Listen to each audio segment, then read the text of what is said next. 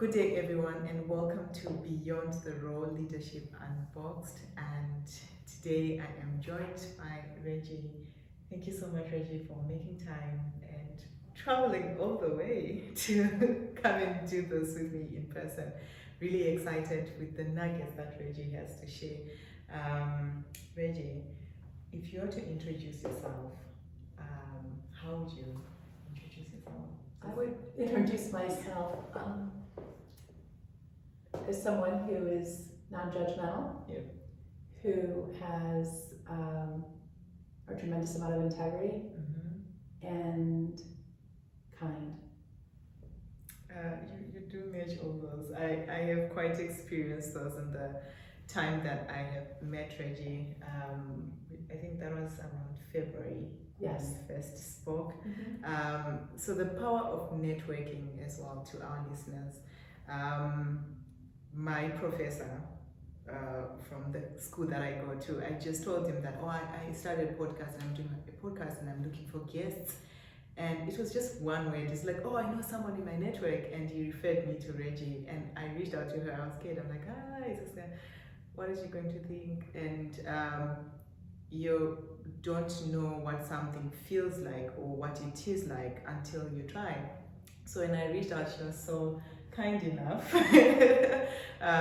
to go through calls. We went through several calls in trying to get to know each other and also to establish how we're going to do this podcast. So once again, thank you, Reggie. Absolutely.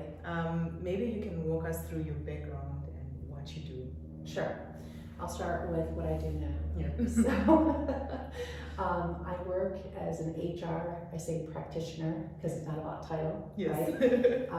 I am an HR practitioner. I work for an organization, and I've worked in healthcare industry as well as distribution and retail. Today I work in government, local government, and I am the person that kind of helps people in companies from the time of hire all through the employment process to retirement. And that's kind of like what I do in a nutshell. So beyond being a senior HR executive, who are you as a person?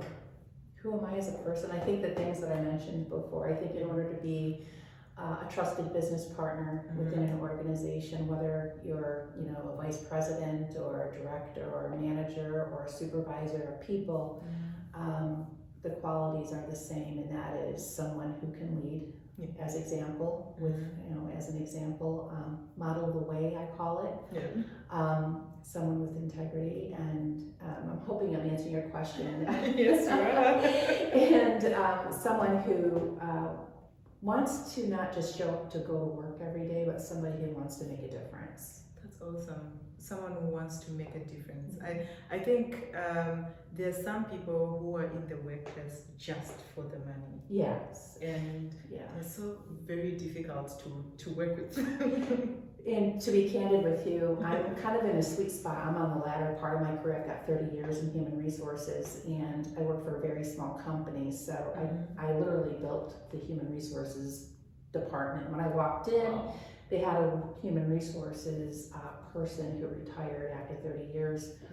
But when I got there, I simply realized there's a lot of low-hanging fruit. And 5 years later, myself and the VP of Finance and Chief Operating Officer and the President CEO, we all collaborated together and we really built the foundation of HR. And the reason why I mention that is because with recruitment, I'm a gatekeeper for the organization, so I wear many hats in HR, whether it be compensation, benefits, recruitment, obviously, employee relations, risk management, all of those things I oversee and I touch every day.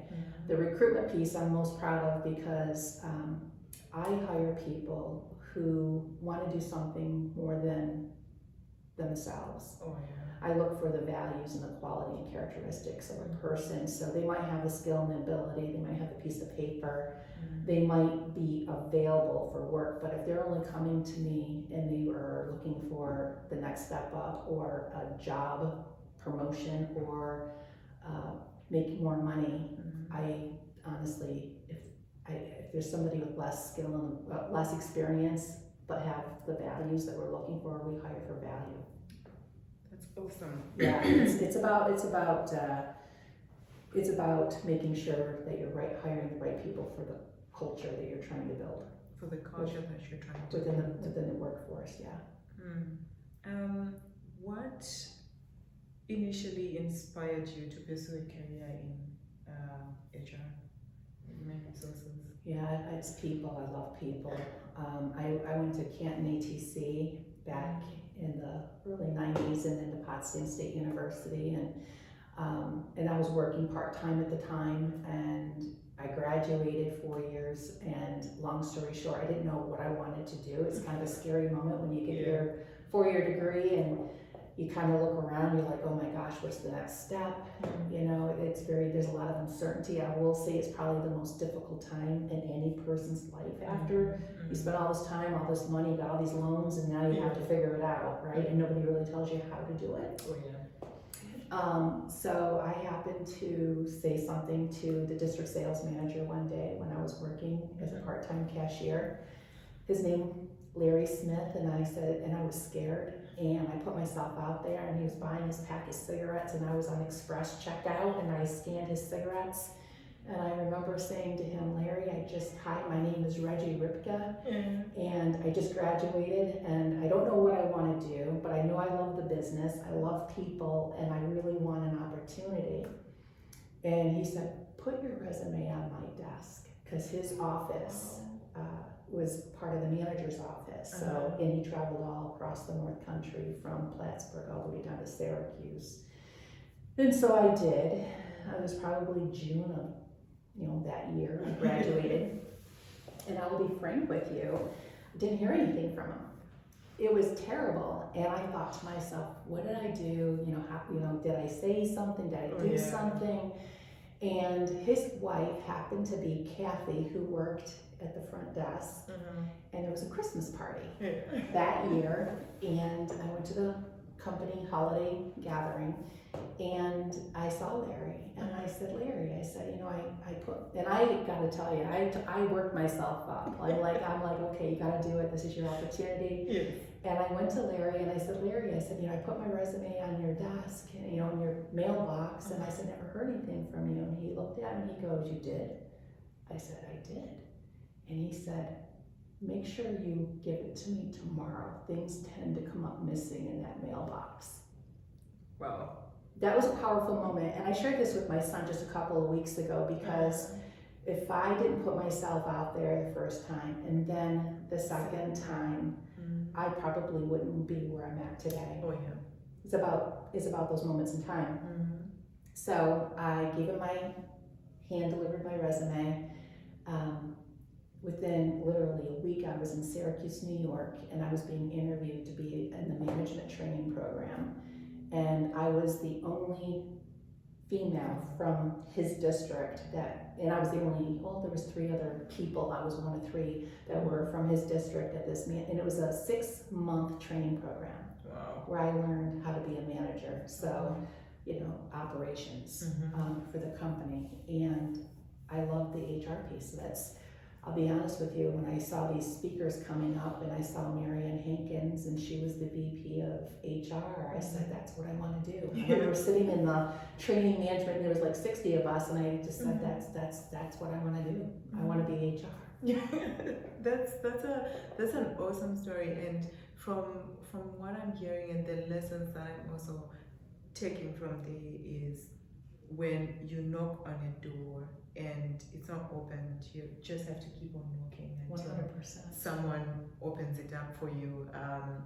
At times, like when you try to reach out to people, send these cold emails, if I send one cold email and the person doesn't respond, be rest assured I'm not going to send another one. But I think this is a lesson to me, and also to people who are listening on this podcast, to be the one time that you have tried, go try again. 100%. Go try again. Especially today. Now, this was the early 90s. Now we're in 2026. And I think a lot of people get behind a computer or their handheld phone and they're filling out their application and they're doing it right here. And I think there is an opportunity missed today from a lot of younger generational people. And I would even say people who are, retiring and they want to go back in the workforce.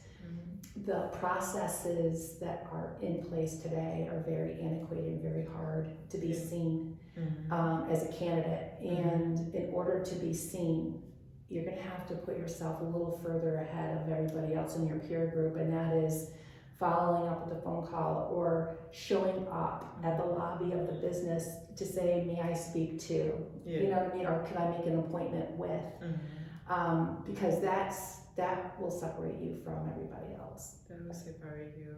It really will. And I recently had a young man do that. I'm the gatekeeper where I work. I'm the gatekeeper of the company. Nobody gets hired unless they go through me. And that's purposefully done. My boss wants that to happen for the whole organization. They have to come through me. And if I see somebody like you, reach out to me, cold call me, send me an email, follow up. I'm going to spend time. I want to get to know that person.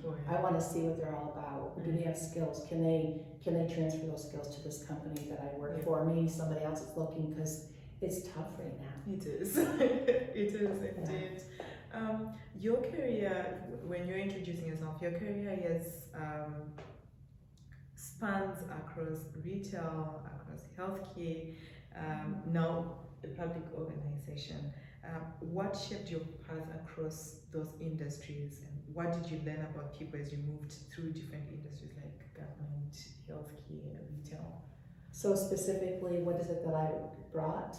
The things that you learned along the way in these different spaces. Yeah. So it's kind of easy, and it sounds really watered down when I say this, but hiring is hiring. Benefits is benefits. Risk management, mitigating risk for an employer. Federal and employment law in New York State is all the same, regardless if you go from one industry to another. So if you learn, and I have learned the practices and how to build programs for businesses, and I can then learn the business and then learn what the business needs from an HR perspective, then I can make a difference. So as an example, anytime I go into a company, different industry, I look at what they have done really well in areas of opportunity. And if they have low-hanging fruit, I will identify that. And then I will bring it to my boss's attention with recommendations, and usually it's more than one recommendation. It could be, plan A, plan B, plan C. And there's been times, more often than not, it's a no. But then I let a little time go by, and then I bring it up again, and I call it peppering. And so all of a sudden, the idea becomes their own. And then it becomes a team initiative, and that's happened where I've currently worked, which I am very proud of, because looking over my shoulder 5 years ago, the programs I've been able to build with not myself alone, but with the senior management team, has helped propel the company for success for many years down the road as it relates to people. And the only reason that I was able to do that was because I was able to know my HR practices, know people in the business and what makes them tick, and communicate, and never stop. But when you get a no, that's just not now at the right time. You go back again. I call it peppering again. But again, it's fun. It is indeed. I also have heard a career that has spanned like across industries, and I've also moved from being a social worker to be an analyst, and to be back in school, and to be teaching assistant. And one thing, again, like to your point of like just having those basic skills that are applicable across industries. So thank you for sharing that, to say just know the basics that are needed for that role. Like for HR, you need to understand the policies, you need to understand the recruitment, and wherever you go, you then just do like their transferable skills. You then just have to transfer them and make sure that they're just matching what is required in that. I really appreciate you saying that. Yes. Mm-hmm. If I just may also say this, because I feel like I need to, you would be fantastic in human resources. And the reason I say that is you can cold call, you can follow up, your written communication is just amazing. You are able to win people over easily. I drove an hour and a half to come and meet with you on a Saturday. But the other thing you're able to do is you're able to really make things feel authentic. Thank you. Yeah, and all of those things that you are a leader. So any company that can see this, knows this, will find a place for you. Thank you. Because those skills are very, very, again, a piece of paper is good, nobody can take it away from you, but when you can take it and make it practical, and then real and authentic for an employer for the analytics, talking about, so you can't make it up, it's all got to be backed up by numbers. Yes. Right? Thank you for that. I liked the part where you said you have built HR functions from ground up. What are the key ingredients to building a strong people culture? It goes back to the job description. and I've worked for many companies, and interestingly enough, the job description is not necessarily my previous employment's been the thing that was focused on the most. And it should be. And so when I was able to go to my current employer, that was something, one of the very first things that I did there. And the job description was just poorly written. They didn't really represent what a person does in their job. Therefore, it was hard to determine what the value of that job was. So what we did is I partnered with the senior management team. I got an outside consultant who could do the data analytics. And she did, I gave her 63 job titles. And she looked at it from a nation to a region to the zip code, how much that job is worth, from the minimum to the mid to the max of the pay grade. Okay. Meanwhile, behind the scenes, I was having meetings with my employees in groups. So I'd have all of 6 or 7 people that were in a job title together. And I spent about 5 hours going through a job analysis, they were telling me, what is it that, I had asked them, what is it that you do? We went to detail. Long story short, 63 job descriptions were built. The data analytics all pulled together. We have a new compensation model, and we implemented that in 2021. We validated it again in 2023, and then we just did another evaluation in 2026. And we just on April 1st, obviously we're a very transparent company, and therefore we were able to be transparent to the employees so they know how much their job is worth, and they feel fair. They feel like they're being treated fairly, and and that helps with morale.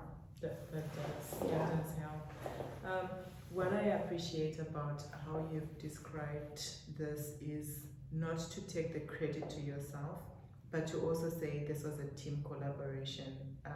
That shows like true leadership. That also shows like that thing beyond the role, beyond the title, and that ability as well. This is also for our listeners, that ability to be able to recognize that I cannot do everything. I cannot do the data analytics, so I have to find someone else who can do it. So I think this is also like advice or recommendation to our listeners to say, you cannot do everything by yourself. Just find people who have that skill set that can then complement the vision or where you're trying to go. And I think it also takes me back to when we started talking and planning for this podcast, one thing that I also liked about you is the documentation part of things. You're just like, so tell me what the vision is, and I'm like, oh yeah, so this one, blah, blah, blah. Okay, can you put that on paper? So when you're putting things on paper, it gives you a different perspective altogether. You're like, when you talk, you can bluff, you can go to town about what you do, but when you're not putting it on paper, it gets you thinking, it gets you see things in a different light. So I really appreciate the whole this whole documentation part that you bring to say things have to be documented. I had a plan, I had a vision, and you're now then just feeding into the plan and into the vision with the different skills, with the different people. So thank you so much for sharing that. Absolutely. You've led HR strategy during complex transactions like maybe hospital mergers or workforce restructuring. What does leadership look like during times of major change? It's having the ability to remain calm, keeping your emotions and opinions in check.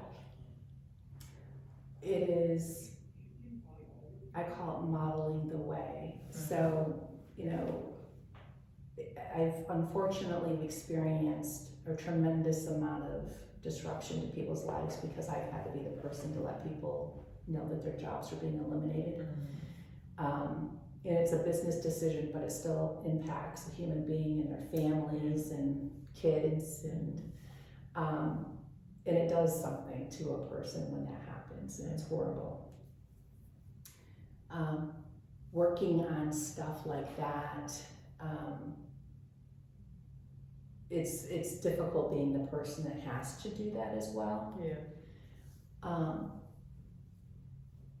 Being able to do it and doing it with grace is a very powerful ingredient that I think a lot of employers don't necessarily think about.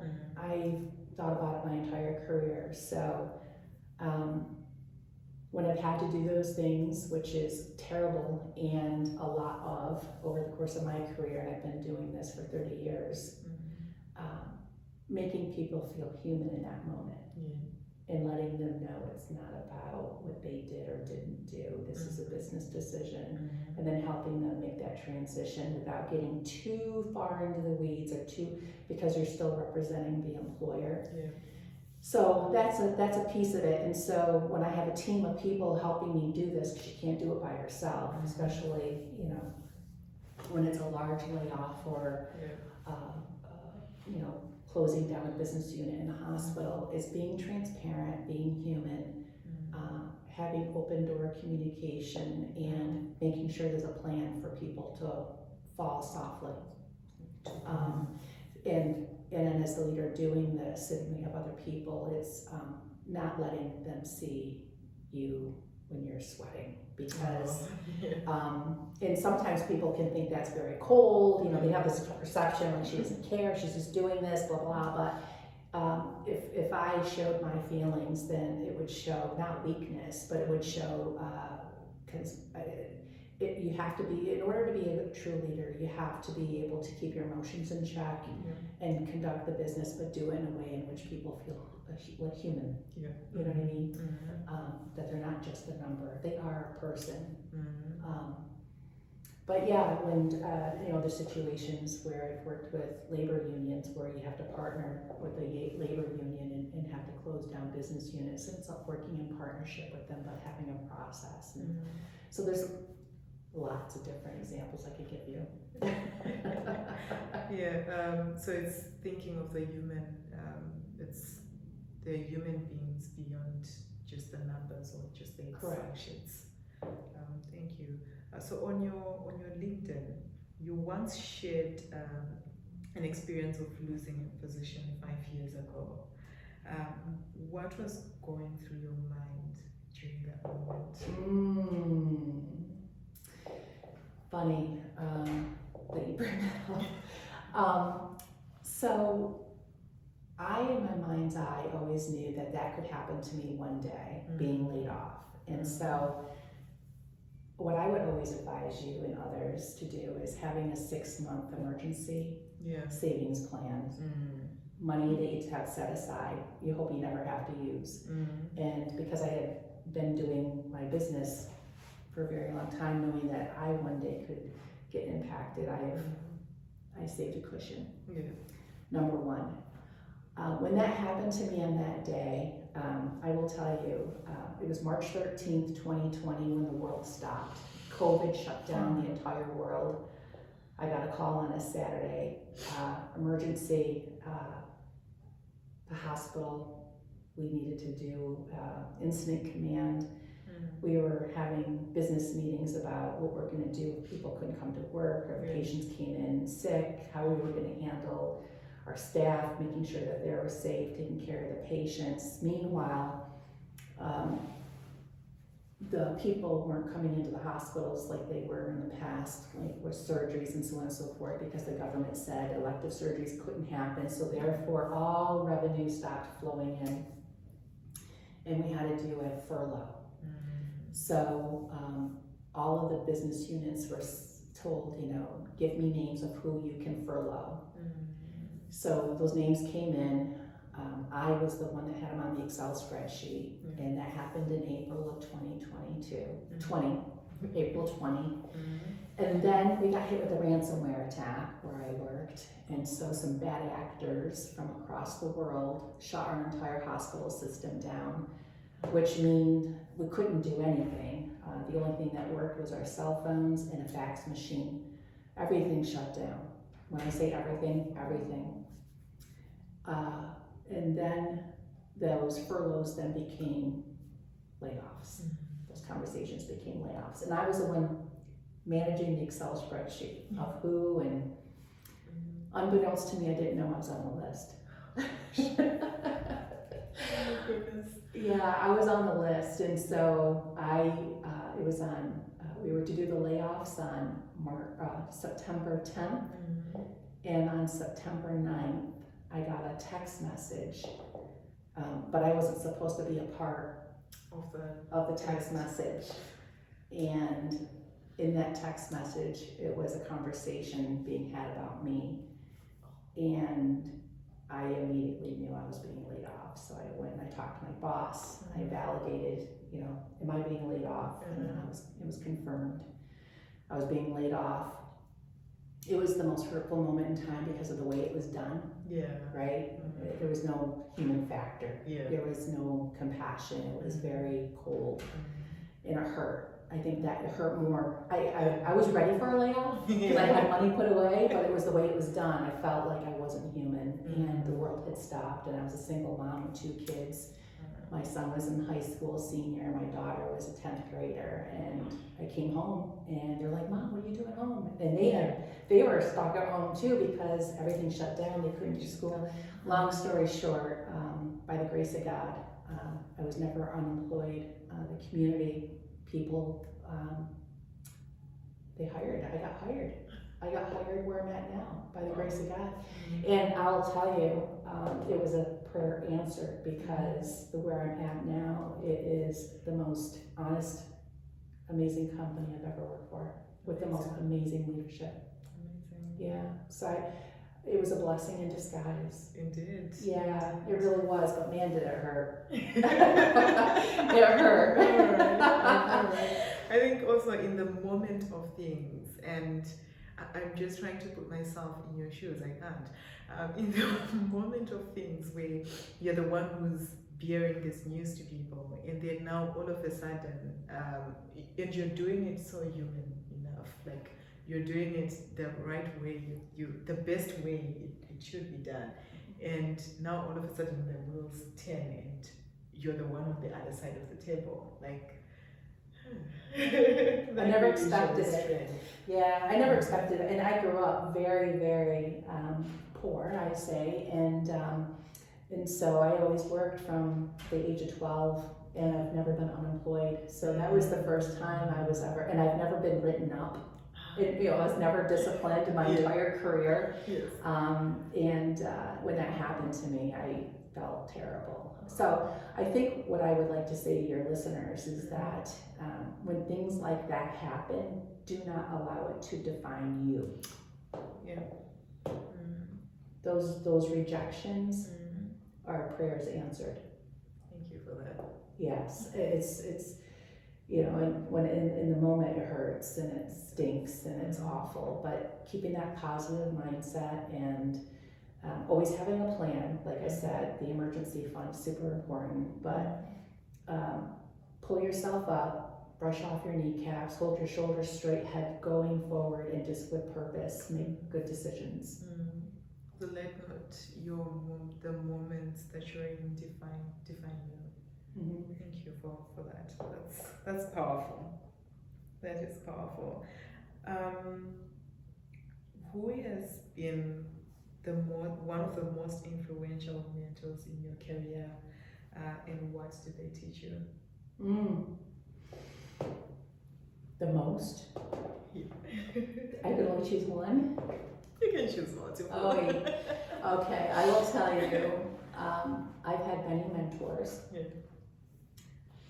And each of them in my career have had a very important purpose that have helped me be where I'm at today. I will go back to Larry Smith.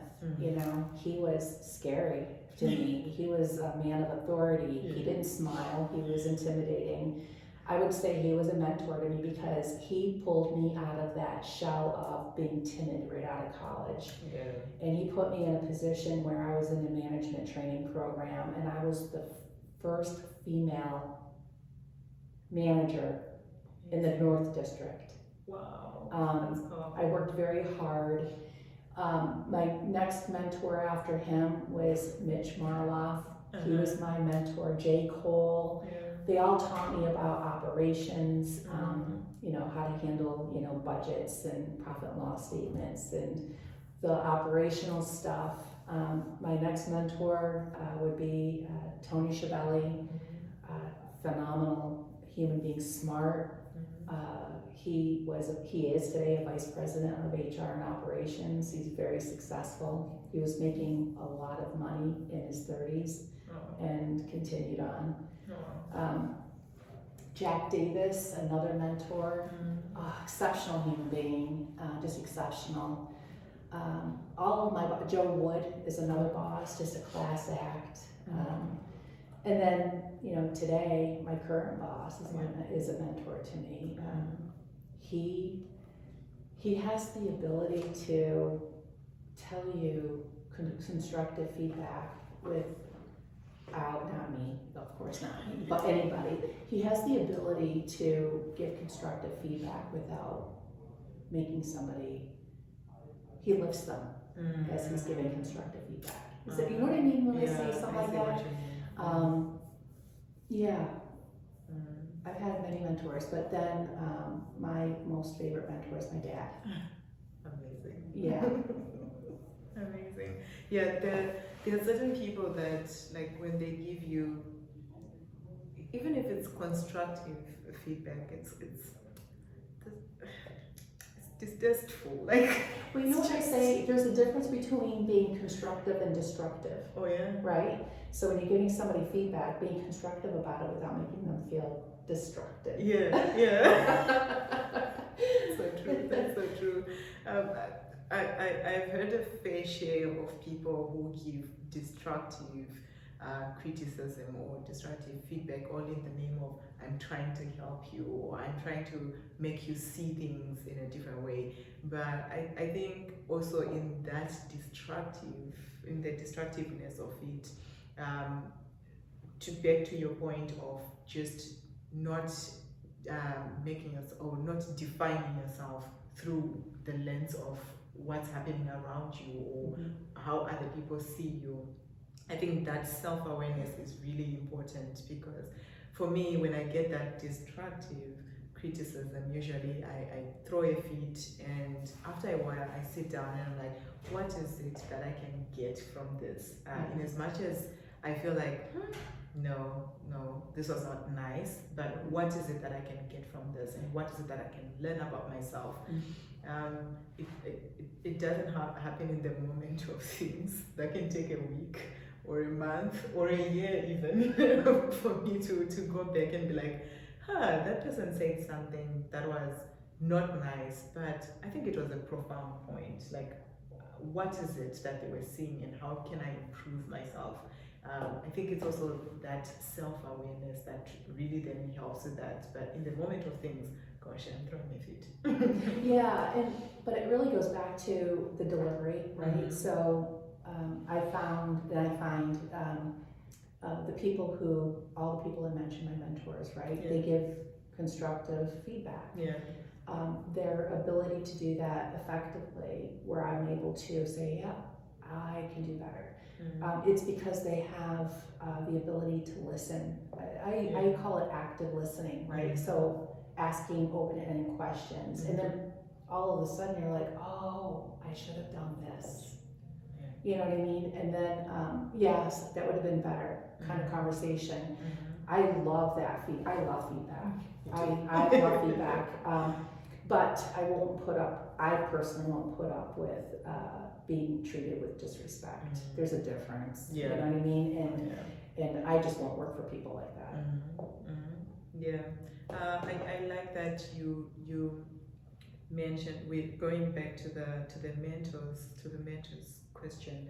You mentioned a number of mentors along the way, and that also shows you not boxing yourself or just being with this person and like, but that openness to be learning from different people and from different experiences.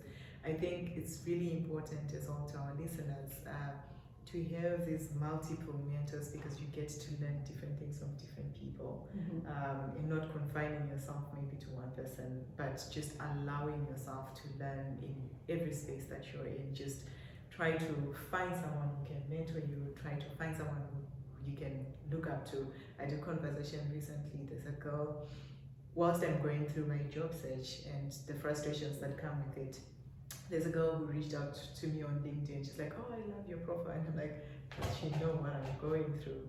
And as well, in our conversations, I think one thing that I was telling her and advising her is to find a mentor, find someone who believes in you, because I also have several mentors, and these are people that believe in me. And at times I'm like, I'm doubting myself, but these are people who are coming and be like, I believe in you and I want the best for you.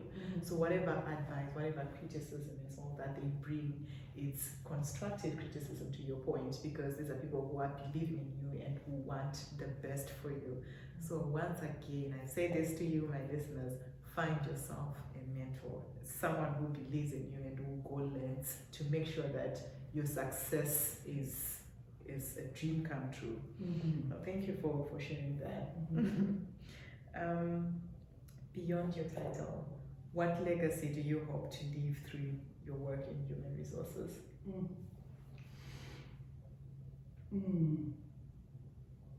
Well, I have 7 more years to work. Yes. And I think that any place I've ever worked at, and I have moved on from those, I've actually had a lot of friends, or I should say acquaintances. They're not friends, they're more acquaintances, because I have sometimes not broken bread with them, you know. I don't hang out with them, but I have people who I care about and they care about me. And I think when I retire from the Development Authority where I work today, I want to be remembered as somebody who was a contributor to the success of the organization. And I also would like to be remembered as being a kind and good person who can do business. Again, I think that would be it. That's awesome. That's awesome. Yeah. If you can complete this sentence for me, success beyond the role means? Success beyond the role means helping other people achieve their possibilities. Yeah, that's deep. Thank you. Thank you for sharing that, helping other people achieve their abilities. Thank you for sharing that. We now move to the fun segment. This one you don't need to think, you just, whatever comes to your mind first, just shoot. Okay. So you're going to ask me questions and then Yes. Okay. Because we are almost wrapping up this episode. What was the funniest mistake that you made in your first job, if you still remember? Oh, yeah, I do. This one. So a little tidbit about me, I have a photographic memory. It's not pleasant because I remember things sometimes I don't want to remember. But going back to when I was working as that part-time cashier in 1990, this man came in and he bought a tremendous amount of Valentine's gifts for his Valentine, from balloons to a little stuffed animal to flowers, box of chocolates, and he was coming through my express lane, and I was working part-time, putting myself through college. Yeah. And I just thought to myself, oh my gosh, this is fantastic. He comes to my line, I scan it, he's happy. And then about, I don't know, 3, 4, 5 weeks later, same guy comes in, but with his lady now, and I'm like, oh my gosh, you're the lucky lady that got, oh my gosh, you must have been, and it wasn't for her. Oh my God, I was so embarrassed. And I think I got him in trouble. It was not pleasant. Oh my goodness. Yeah, and the entire time he's like, that wasn't me. I'm like, yes it was, I remember you. And like, I didn't catch on until much later. That was probably the... Oh my goodness. What job have you always wanted as a child? Say that again, please. What job have you always wanted as a child? Oh boy, I think honestly, I'm in that sweet spot. It's helping people. It's in human resources. You know, it could have been a different kind of human resources, whether it be social work or other, but I love working and helping people and helping companies being successful so they can then help people with pay and benefits and help families. So I think I hit the jackpot. You hit the jackpot. Yeah. What is one workplace trend you secretly wish would disappear? Bulliness. I don't like it when people bully other people. That is something I wish would go away. You know, there's sometimes people come from different walks of life, different backgrounds, and some people believe that that's a good way to communicate to other people, and I have very low tolerance for. If somebody wants to be mean, they need to do that on their own time, not bringing it into work. And I just, that's absolutely what I wish would just stop. Just stop. Oh, awful. What is the most unusual interview moment you have ever experienced as an HR leader? That's a hard question.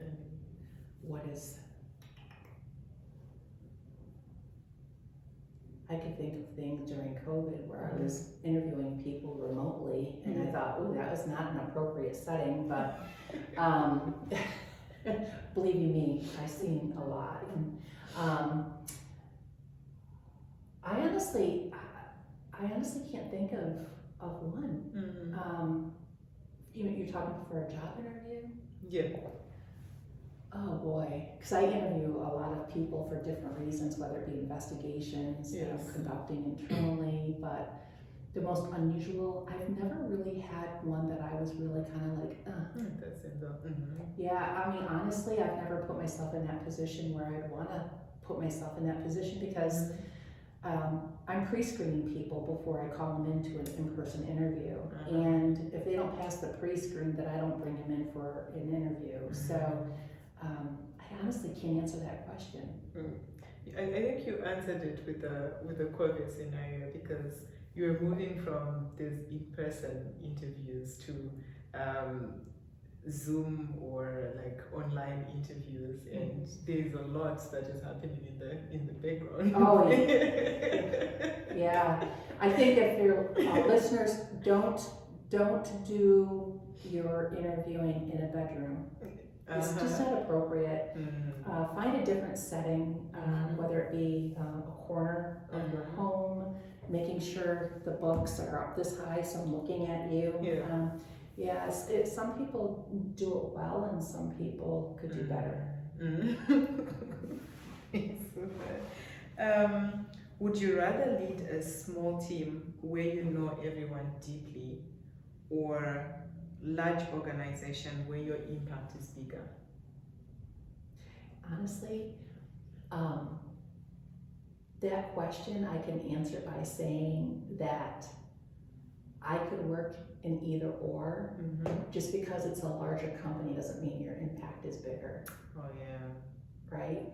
So I can work for, a company with many employees, 5,000 plus, 2,500 plus, and have impact.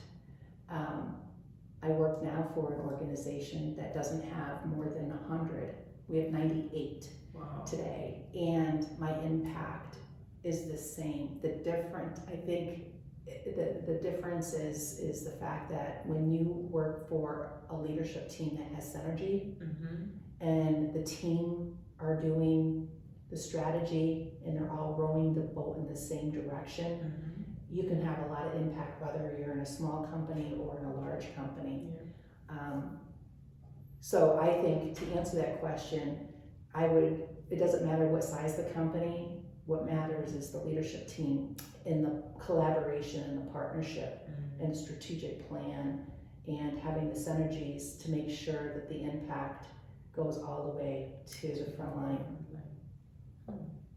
That's a good way of answering it. Oh, that's nice. Yeah, it's true though. That's nice. Yeah, it is. It is. I think. I didn't think through it. You've brought a very interesting point that it doesn't matter that a company is bigger or smaller. That does not equate to impact. A company being bigger does not equate to it being impactful. It's the leadership that's core that will then drive that impact. Very interesting. That's spot on. Yeah. You have to have everybody on the same page, and if that doesn't happen, then the impact can't happen. That's very interesting.